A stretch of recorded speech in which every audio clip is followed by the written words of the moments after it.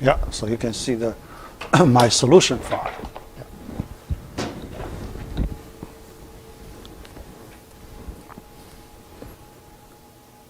All right, good. Yeah, first let me explain the first 5 questions. First five questions, I look at a few students. I noticed several problems. Yeah. Actually, I noticed that you have more problems in these concept questions than your computation questions. Overall, you did better in computation questions than concept questions. Concept questions, many of you missed the 2 or 3. That percentage-wise too high, right? We just have 5 questions. You missed most students missed the 2 or 3. Yeah, I will point those things out. Yeah. Yeah. But for the computation questions, most of you can do quite well. Yeah. All right. Yeah, let me explain a little bit. Yeah. Well, the first question, the answer is true. Okay. Yeah, I saw some students give me false. Here, I want to convey the point. When you read the questions, you really need to read the question, observing all the information carefully. Yeah. So I noticed the problem. When you read the question statement, many of you read in a careless way. Yeah. So a lot of important information you didn't pick up. Yeah. All right, so here, this statement, because you use your impression based on our class materials. Yeah. But here, one important information, some of you didn't notice. So that is, here we talk about y1, y2. They are 2 linearly independent differentiable functions. And here we do not say there are 2 solutions of a second order ODE, right? We didn't say that. So these 2 functions, you cannot assume. You cannot assume something that the question does not say in the statement. Yeah. So these 2 functions, they are not necessary.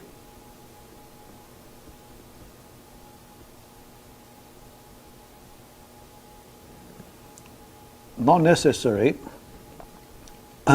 2 solutions of a second order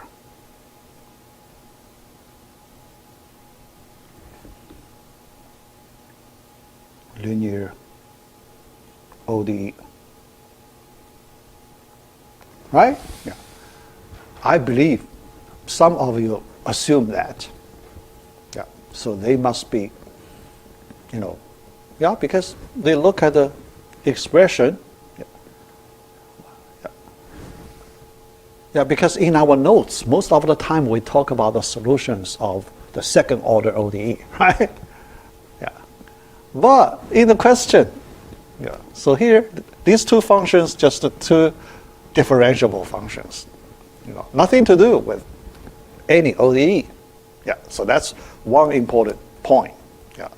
Some of you may miss that. If we do not say, if we do not assume that, then we can find a counterexample easily. Yeah. Find a counterexample.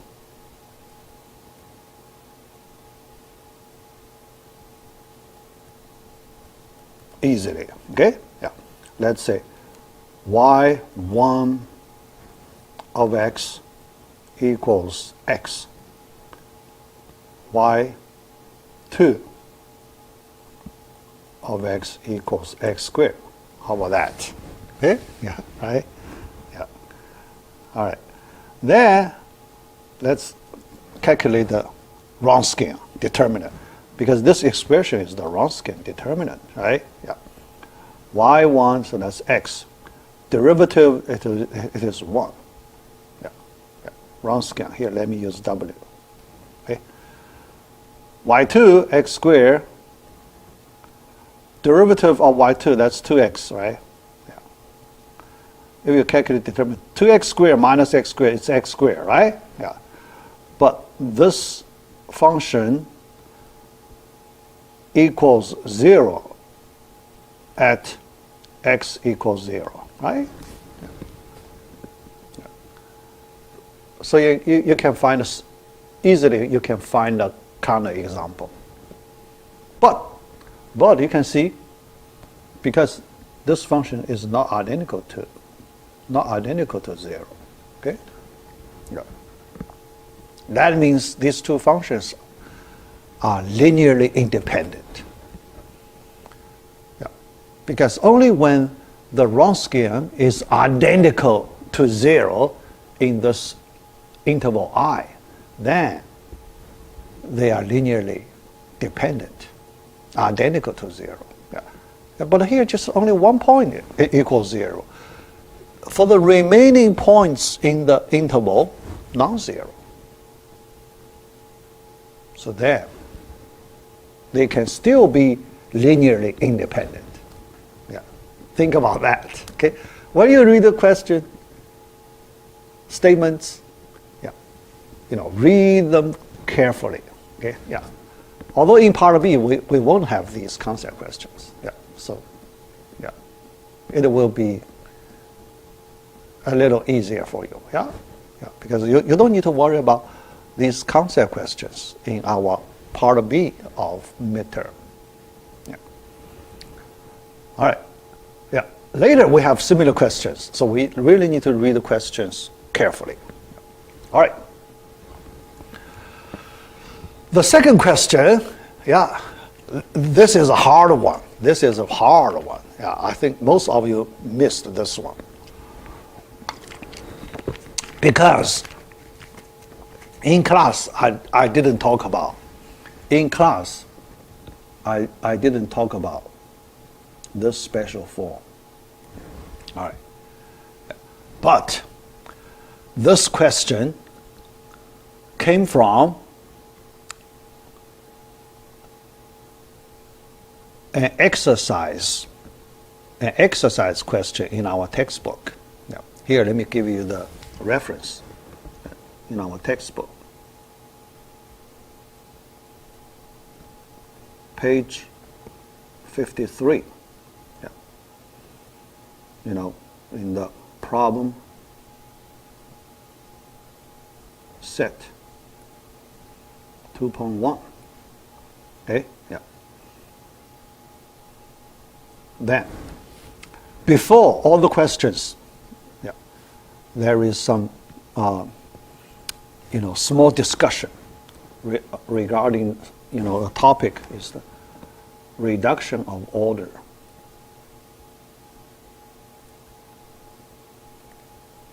Reduction of order idea.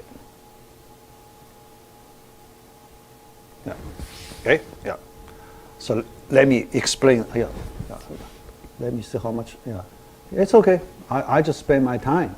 If I couldn't complete, so I will use the second half. Okay? Yeah. Yeah. So now I just, spend my time freely. Yeah. Yeah. Because I want to explain this idea. So it's a, pretty smart idea. Let me I took the screenshot of that page, in the textbook to show you the content. Yeah, look at this. This is my screenshot. Let me make it larger. Yeah. Make the, you know, can I enlarge it? The font too small, right? I want to make the fonts a little larger. How do I make it larger? Oh, hey.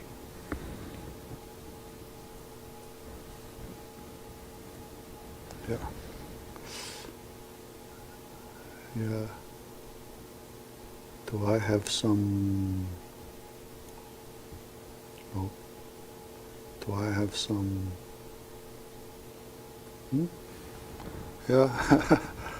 Hope you can see a little bit. All right. Yeah, because you know, in this software, I cannot see how to make it larger. Yeah. Right. Yeah. Look at this reduction. Okay. Yeah. The title, reduction of order. Yeah. Look at this number 2. And here it uses the example second order, f, y, y prime, and y double prime. Okay, then we want to reduce to the first order equation. All right. Yeah. So the idea is very simple. Idea, we introduce a new variable. Yeah. New variable z. Be y prime. See? So you can see in this way, z equals y prime, because for z function, if you look at its form, no prime, no derivative, right? Yeah.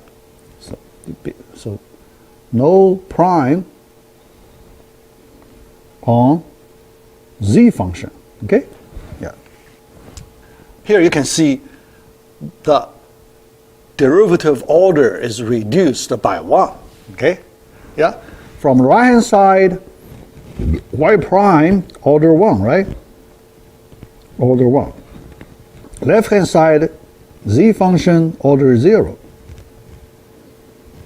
So the order reduced by 1. Yeah. But the most important step, we want to reduce the y double prime order. Okay? Y double prime order. Now let's do the reduction. Yeah. So this is the critical step. If we can make that happen, then we bring down the order by 1. That's the idea of our question number 2. Our question number 2 is for nth order. Don't worry, we use the same idea. We can generalize this reduction of order idea to our question number 2. All right. So let's look at the expression of y double prime. Y double prime, based on the definition of the second derivative, that is the d over dx of y prime, right? Yeah. So that's the, you know, the notation, the meaning of the y double prime notation. Yeah. All right. Then because we replace y prime by z, right? So y prime becomes z function, right? Yeah. So here you can see 1 prime is gone. 1 prime is gone. But there is a technical problem we need to solve. What kind of technical problem? Because in this expression we use the variable x. We use the variable x. But in our original form, there is no x. In this form, we only have the y-related symbols. So no x variable here. Yeah. That is important. Yeah. So this observation tells us we should eliminate x from our current representation. Eliminate x in the expression. Yeah, right? The question is how to eliminate it. Okay? How to eliminate it. Yeah. That's simple. That's simple by chain rule. By chain rule. Yeah, so here, the key step, the main transformation step, chain rule. Let's record the chain rule. Chain rule of derivative. Yeah. So you're familiar with chain rule. Yeah. All right. First, we notice that y is a function of x, right? Yeah. Our y is a function of variable x. And z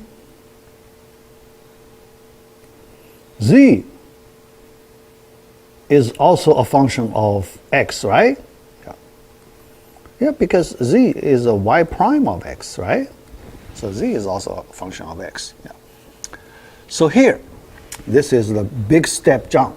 Yeah. So in this step, you need to make your mind jump a big step. So the jump step here. So what's that? You need to imagine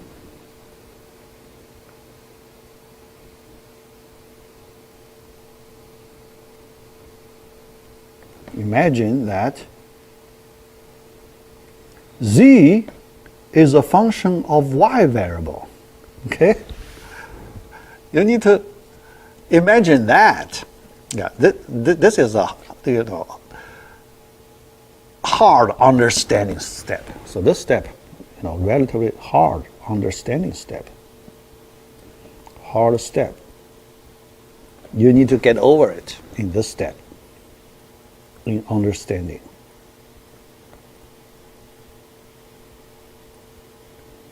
Okay? Yeah. You may ask me why, right? Yeah. So why you want to imagine that z as a function of y variable, but not our usual function of x? The reason is simple, because you look at our original f function, there is no x variable, okay? And we want to eliminate x variable in our expression. So if you want to do elimination, you need to eliminate in z first, right? Yeah. You need to make, actually, your view can be like this. You need to make that x variable appearance in z function to be implicit, not explicit. Okay? Yeah. So here, so we view that the appearance of x in z as an implicit variable, not an explicit variable. Okay? Yeah, in that way. So we cannot see it. Okay? Yeah. We cannot see it. Yeah. We just see, z is represented in terms of y. But the y contains x, right? So x is hidden behind y. But visually we see y in z expression. Visually we do not see. Yeah. So here, so this step, this is the hardest step. Hardest step. Understanding step, view step. Yeah. So z, so you treat, another way to view. Yeah. Another angle, okay? Another angle to view it.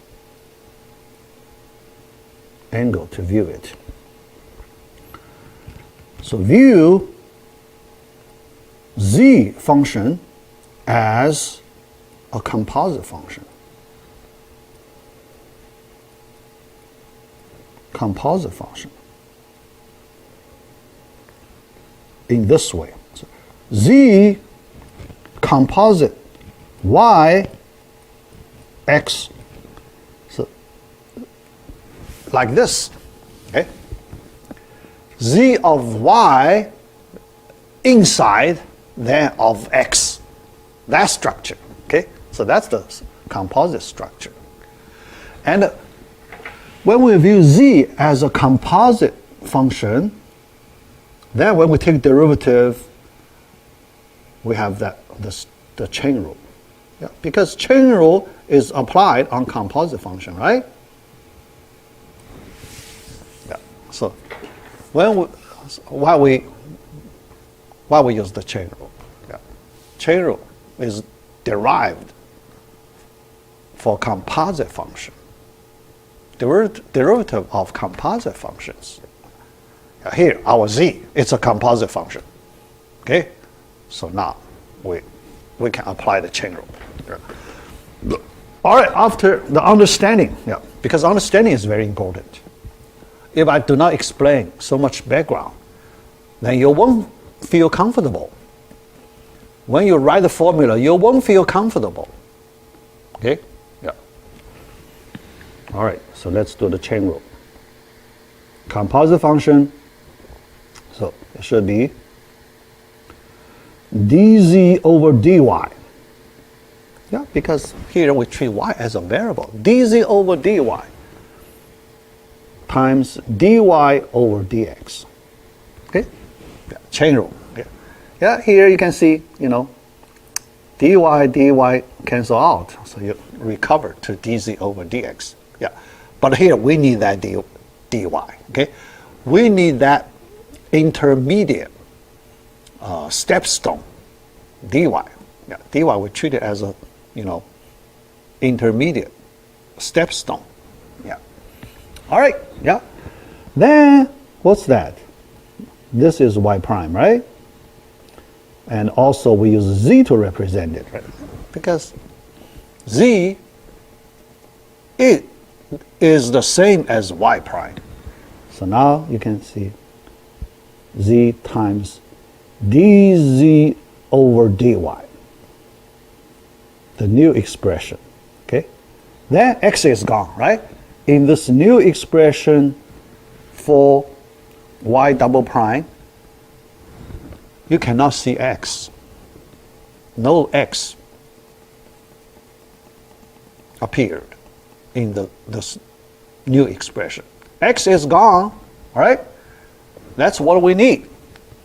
So we want to take away x. All right. After that, then we go back to our original equation.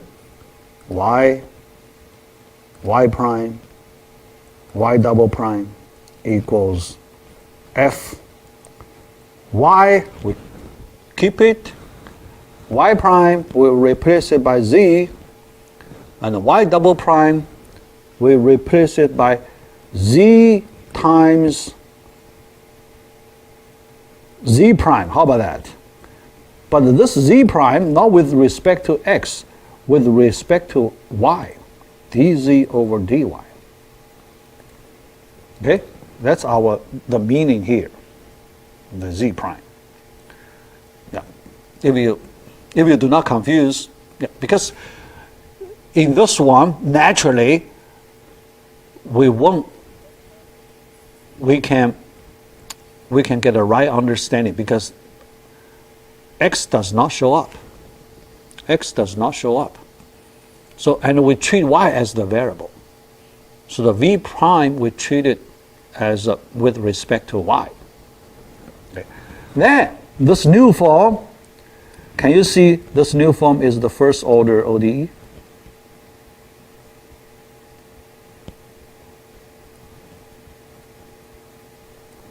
Right? Yeah. So we bring down the order number by 1. reduction of orders. That's the technique of reduction of order technique. Okay, yeah. So it is true for order 2. Then can we apply the similar, this chain rule, similar technique on higher order? The answer is yes. Similar on higher order. Yeah. Here I only need to, can I, this page, I cannot. I only have the space this much. Yeah. Let me just use the, space here to explain the, the space here to explain the last step. So we can go higher order. The same idea, go higher order. All right. So we only need to go to the order y triple prime, right? Yeah. Because after that, we can do the similar way on higher order. Okay? Yeah. Every time we increase order by 1. Yeah. The same way. Right? So y triple prime, is it d over dx y double prime? Yeah. Okay? Then y double prime, we have z times, but this time it's better use dz over dy. Yeah. Otherwise, we may get confused. Yeah. To be safe, so let's write a little more. All right. Then the product rule, right? Yeah. The product rule. dz over dx times dz over dy plus z times d dx dz over dy. A little complicated, but it's okay. All right, 2 terms. The first term, second term. Okay. Yeah. Let's see how far we can go. The first term, by chain rule, dz over dy times dy over dx. Sorry, dy. dy over dx.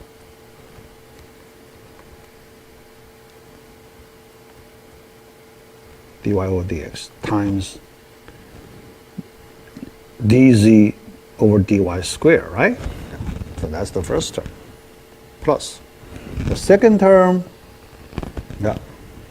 z times, this time we need to use chain rule, right? D over dy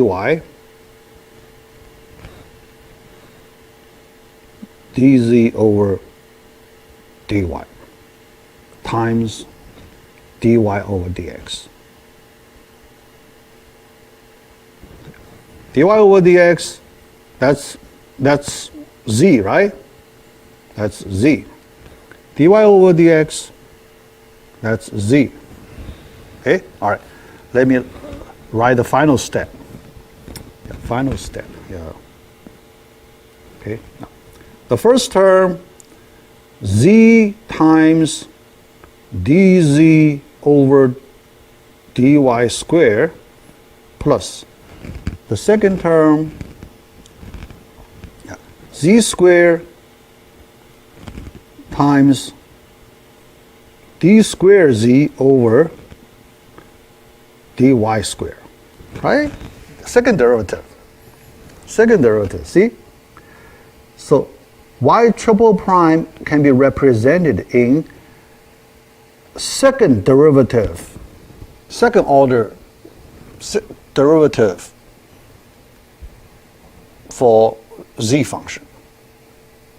So you bring down the derivative order by 1. Yeah. All right, so you can do it. But we don't want to, because the higher the order, the more complex this expression. Yeah. But we can use mathematical induction to show we can always do in this way. mathematical induction. Okay, all right. Yeah. So that's this method, the theory. Yeah. That's why the equation number 2 is the hardest. Okay, is the hardest. Yeah. But this method, yeah. So I hope so you can memorize this technique, the small technique. Yeah. All right. Yeah. So that's the question number 2. Yeah. All right. Let me look at how much time. Yeah. Well, but all right. Yeah. So we're near the break time. Yeah. All right. Question number 3. Answer is yes. Yeah. Actually, because we can find that basis easily. Yeah. The basis. We have n, yeah, because we have these n functions. Basis, let me write it this way. The first solution, 1, constant 1 is a solution, right? Its nth derivative equals 0. Second, x is a solution, right? Yeah. X squared is a solution. Dot, dot, dot. The last one, x to the n minus 1 is solution. Okay? And they are linearly independent. These functions are linearly independent.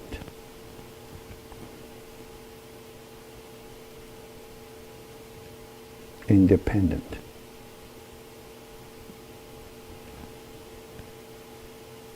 Yeah. Why?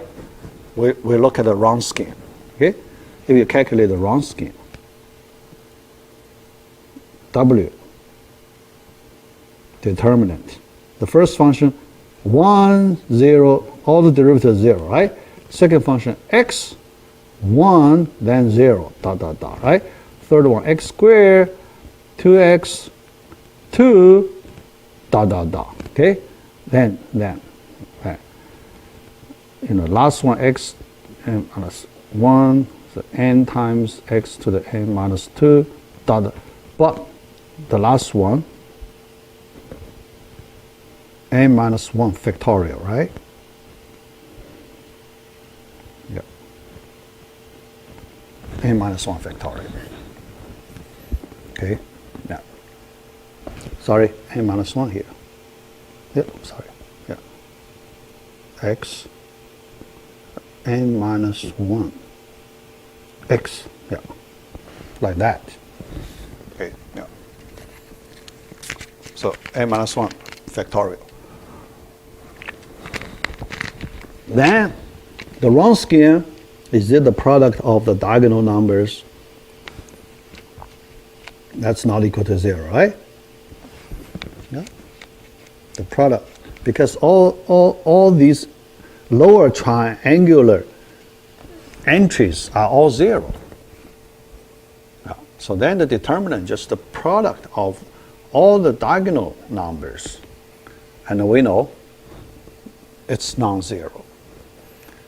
So that means the Wronskian not equal to 0, so these functions are linearly independent, and their total number, there are n number, right? Yeah. So they form the basis. Because this degree n, the maximum number of linearly independent solutions are n. So the maximum that number is n. Yeah. Same as the degree number. Order number. Yeah. Order number. Yeah, not degree. Order number. And here we have the n number here. Yeah. So it's a basis. Yeah. So that's this question number 3. Question number 4, easy. Yeah, because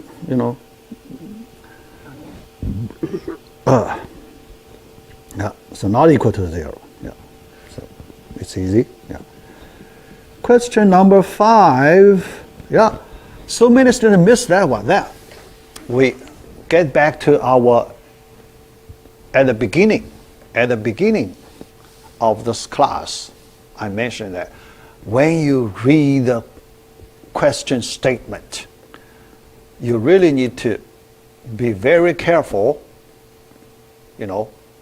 for all the related information. You cannot miss anyone. Here, you miss some important information. All right, let me point it out. Yeah, all that can be converted to first order linear system, right? Yeah. So the goal, we need a linear system, all right? But here, when you look at the f function, capital F function, do we say f function is a linear function or not? Linear or not? We do not say anything about f function, right? F function may not be linear function. Yeah. In the notes, if you look at my annotation version of the notes, yeah, when I talk about this topic in the conversion, I mark something. I said capital F function must be a linear function in order to get a linear system. If f function is not a linear function, then you do not get a linear system. Okay? So f function must be a linear function in order to get this linear system. So you missed that piece of information.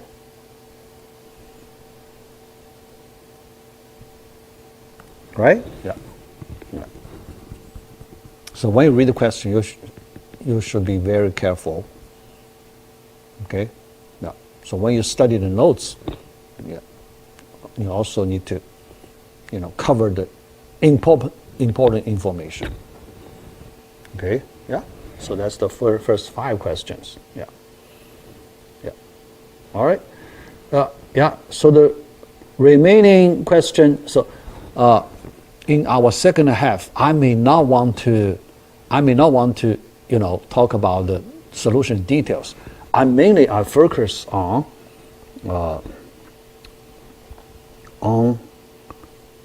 5 midterm questions. Okay? On our 5 midterm questions.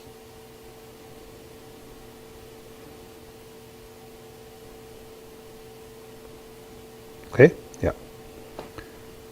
For other questions, yeah, after I post solution, you can study the solution. Yeah.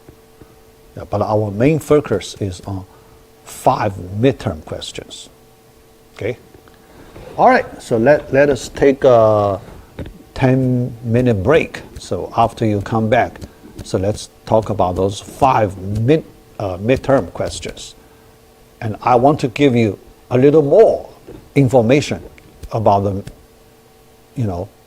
those 5 midterm questions. Yeah. All right, the break time.